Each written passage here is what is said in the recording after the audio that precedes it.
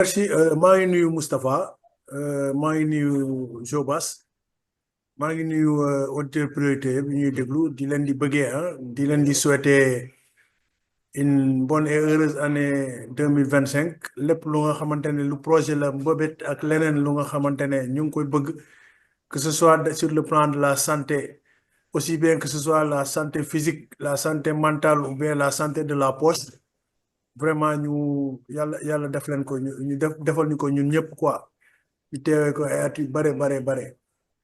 Bon, en tout cas, pour prendre le dernier morceau de ta phrase, il a récolté, il l'a semé. Là, je suis d'accord avec Jobas. Même si on n'est pas dans le même argumentaire. Il a récolté, il l'a semé, je suis d'accord avec lui. Parce que moi, je rappelle simplement, à Barthes et compagnie, et quand je dis compagnie, je veux mettre Bougan dans le coup.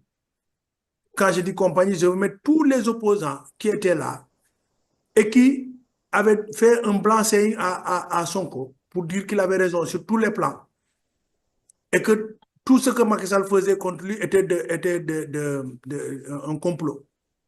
Et je leur dis maintenant, voilà ce que ils appelaient complot. Et Barthes au premier chef. Mais c'est une liste. Les autres vont passer par là. Parce que pour moi, c'est ça la politique. La politique, c'est Ndoumbelane. C'est une personne qui va survivre. C'est toujours une personne qui va survivre. C'est la loi de la jungle. Voilà. Il n'y aura pas deux. C'est toujours une personne qui va survivre. Et c'est pour cela qu'à chaque fois en politique, il faut apprendre la leçon des autres. À chaque fois que tu fais un soutien, il faut que le soutien soit calculé, soit réservé, soit mitigé, soit réfléchi. Barthes, au contraire de ce que Jobas a dit, moi je le considère comme un bon chrétien, quelqu'un de bonne foi, et parce que justement, il est de bonne foi, il a été victime de sa bonne foi. Il a donné tout ce qu'il avait pour soutenir quelqu'un, pensant qu'il serait, je ne sais pas moi, qu'il s'est trompé de monde. Ici, c'est le monde politique. Et dans le monde politique, il n'y a pas de cadeau. Il n'y a pas de cadeau. Voilà. Il a voulu montrer son ambition. Il n'avait pas compris que c'était ça. C'était de ça que son maître a pâti. Son maître Khalifa Sall. Il a pâti de son ambition. C'est de ça que Macky Sall a pâti, de son ambition. C'est de ça que Abdoulaye Wade a pâti. C'est de ça que Idrissa Seck a pâti. C'est de son ambition. Il y a maintenant ceux qui, parfois par la grâce de Dieu, même quand ils ont de l'ambition, ils échappent. Il y a d'autres qui n'échappent pas. Je souhaiterais que lui, il échappe.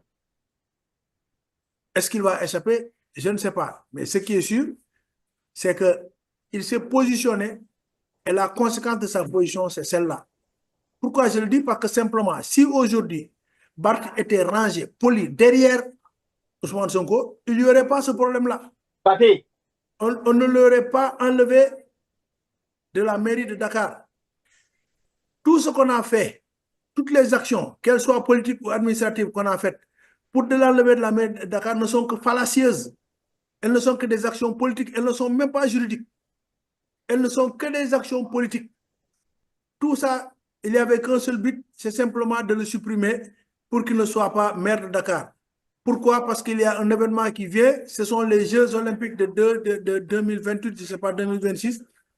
Et le maire de Dakar va être une personnalité qui va être de premier plan, qu'on va voir. Ils ne veulent pas de ça. On ne peut pas dire qu'ils ont raison, mais on ne peut pas dire qu'on ne les comprend pas. On les comprend bien. Ils ne vont quand même pas donner aussi la cravache à Barthes pour que se faire taper. Donc, je le dis souvent à Moustapha quand on discute à l'école, parfois il ne faudrait pas voir le monde comme on voudrait qu'il soit. Il faut le voir comme il est. Hein? Il faut le voir parfois comme il est. Hein? C'est un conseiller politique de la Maison-Blanche qui le disait, Hans Morgenthau, qui l'a dit.